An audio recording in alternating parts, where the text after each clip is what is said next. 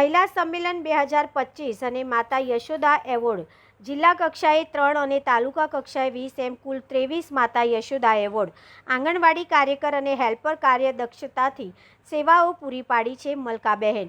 રાજ્ય સરકારના મહિલા અને બાળ વિકાસ વિભાગ અને જિલ્લા પંચાયત છોટાઉદેપુરના સ્વભંડોળ દ્વારા તડવી સમાજની વાડી હાડોદ ખાતે જિલ્લા પંચાયત પ્રમુખ મલકાબેન પટેલના અધ્યક્ષસ્થાને મહિલા સંમેલન 2025 અને માતા યશોદા એવોર્ડ કાર્યક્રમનું આયોજન કરવામાં આવ્યું હતું। જિલ્લા પંચાયત પ્રમુખ મલકાબેન જણાવ્યું હતું કે દેશમાં તમામ ક્ષેત્રમાં મહિલાઓ યોગદાન આપી રહી છે। કેન્દ્ર સરકાર અને રાજ્ય સરકારની વિવિધ યોજનાઓ થકી મહિલાઓ આત્મનિર્ભર બની છે। આંગણવાડી કાર્યકર અને હેલ્પર કાર્યદક્ષતાથી સેવાઓ પૂરી પાડે છે। તેમને પ્રોત્સાહિત કરવાના ઉમદા આશયથી રાજ્ય સરકાર દ્વારા દર વર્ષે માતા યશોદા એવોર્ડ આપવામાં આવે છે।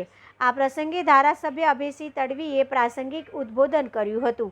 આ વર્ષે જિલ્લા કક્ષા મુખ્ય સેવિકા 1, કાર્યકર 1 અને હેલ્પર 1 એમ કુલ 3 અને તાલુકા કક્ષાના 9 ICDS ઘટકના 9 કાર્યકર અને 9 હેલ્પર આમ કુલ 21 માતા યશોદા એવોર્ડ આપવામાં આવ્યા હતા। આ પ્રસંગે મહાનુભાવના હસ્તે વહાલી દીકરી યોજનામાં લાભાર્થીઓને કીટ વિતરણ કરવામાં આવી હતી। જિલ્લામાં આરોગ્ય વિભાગ, શિક્ષણ વિભાગમાં શ્રેષ્ઠ કામગીરી કરનાર મહિલા કર્મયોગીનું સન્માન કરવામાં કર્યું હતું। આ કાર્યક્રમમાં તાલુકા પંચાયત પ્રમુખ દીપિકાબેન તડવી, જિલ્લા પંચાયત કારોબારી ચેરમેન શર્મિલાબેન રાઠવા, મહિલા બાળ વિકાસ સમિતિમાં ચેરમેન ધર્મિષ્ઠાબેન રાઠવા, જિલ્લા પંચાયતના સભ્યો, સંખેડા મામલતદાર, TDO, છોટાઉદેપુર જિલ્લાના વિવિધ ઘટકોના CDPO સહિત મોટી સંખ્યામાં આંગણવાડી કાર્યકર તેડાગર બહેનો ઉપસ્થિત રહ્યા હતા। આજરોજ જિલ્લા કક્ષાના મહિલા સંમેલન અને માતા યશોદા એવોર્ડ સંખેડા ખાતે તડવી સમાજની વાડીમાં આજે યોજવામાં આવ્યો। આ પ્રસંગે ખૂબ મોટી સંખ્યામાં બહેનો ઉપસ્થિત રહ્યા। સાથે સાથે જે અલગ અલગ વિભાગમાં કામગીરી કરી રહ્યા છે એવા ડૉક્ટર છે 181માંથી છે, એવી રીતે દરેક વિભાગમાંથી બહેનો પણ ઉપસ્થિત રહ્યા।